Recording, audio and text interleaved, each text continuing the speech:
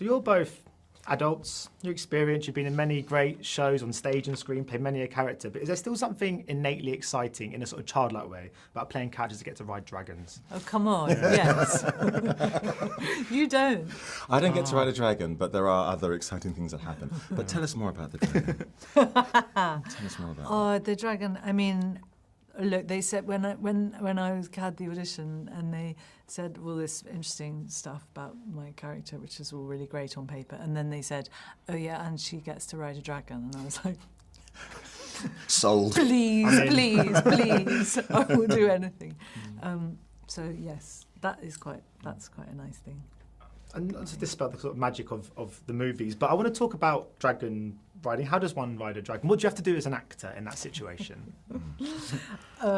Well, I mean, I think you have to be quite fit, actually, because I'm not. It was billed to me as like a mixture of a bucking bronco and a roller coaster ride. It was like a fairground ride. They built a kind of machine, a moving machine that's big. It's quite, I never saw it. Tall. You didn't see, No. It's a big old thing, and you need a ladder to climb up to it. Sort of 20 foot. I'm really bad at heights, but anyway, it was large, and you had to be strapped in twice.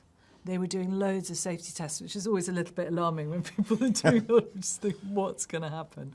So I was expecting it to be this kind of, huge, hanging upside down and going at some 90 miles an hour and really kind of dangerous and scary. Actually, it was quite sedate. And I was kind of wanting it to go a bit faster at the end. But it was still fun. And I was quite bruised the next day. Oh. Pretty quite pleased you didn't ride a dragon now. No, I didn't know about the bruising. No, yeah. I was a little bit saddle really? sore. Oh, right, yeah. But it was a nice feeling. It was a good feeling. I mean, obviously this is littered with so many wonderful performances. It's a real kind of ensemble. But there is one I just wanted to highlight, which is Paddy Considine, because he is one of the great sort of living actors, I think. How is he sort of to work with like that? And does having someone, because he gives such intensity to this kind of character, does having someone like that on set really raise the game, you think, of those around him? I think, yes, it does. I think the funny thing is, and that's true about Paddy, but I think it's true of the cast in general. There were people on it, from my point of view anyway, who I'd heard of. I was a fan of Eve's way before we met. There's a thing that happens. We were able to rehearse beforehand, so a lot of us got to meet beforehand, and we all sat around and we did read-throughs and talked about the characters with the director and Ryan, the two showrunners.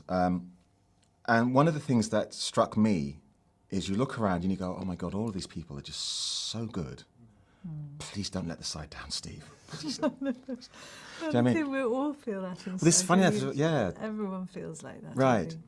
So, of course, when you're for example, when we're doing the small council, and I'm sitting opposite Paddy, and you look into his eyes, and he's giving it whatever. I look to the left, and there's Rhys Ifans, and there's Matt Smith, and there's Bill Patterson, and there's David Horowitz.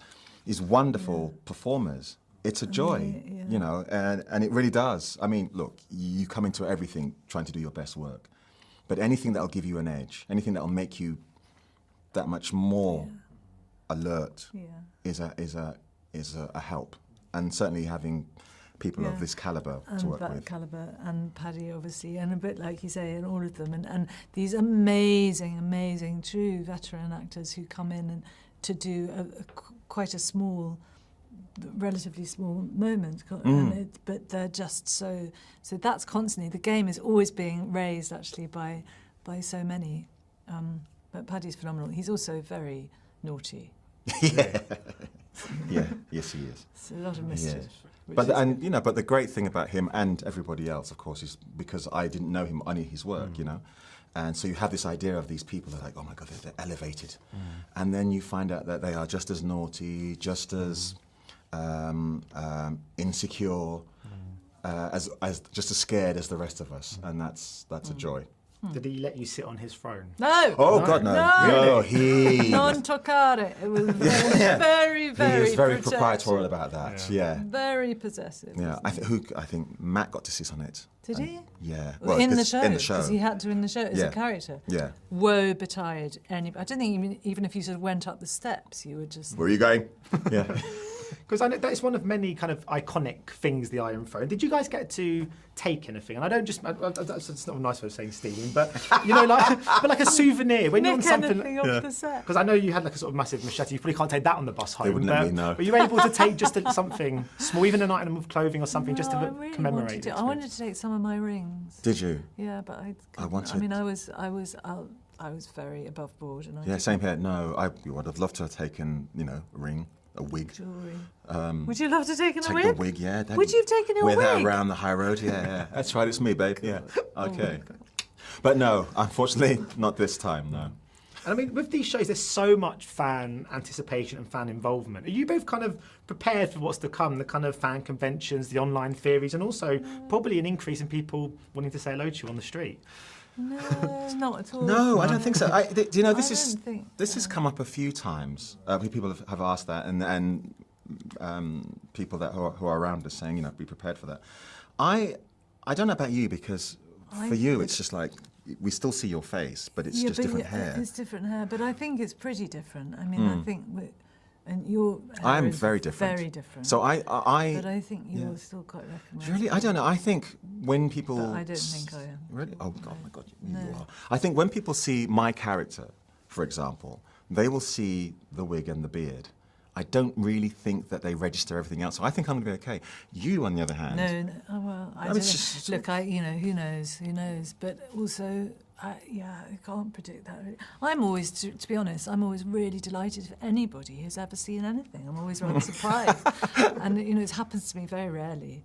So it's always a real treat. I mean, in fact, there was that amazing woman at Comic-Con who was dressed who's dressed as my character, which was. Yeah. Absolutely amazing. She looked brilliant. Yeah, So please, come and be in the show. She sends stuff on Instagram all the time. Oh, does she? And anyway, but yes. You need little toy figures next of your characters. That'd be cool. Do you reckon they might do that? I do. They do have them. Have you not got one? There's a brand called something like Fonke, something like that. Oh yes. I have mine now. Do you? Yeah. Oh, He's I don't have one yet. Cuter I'm and prettier than I am. jealous. But I don't have one. do you know? Why don't I have one? I'll find out. I'll get one. Yeah. Brilliant. Well, thank you so much for your time today. Much appreciated. Thank you. Cheers. Ladies and gentlemen, you're watching Hey You Guys! Hey You Guys, huh? Hey You Guys. Is that from the Goonies? It is indeed, yeah. Nice. Hey You Guys!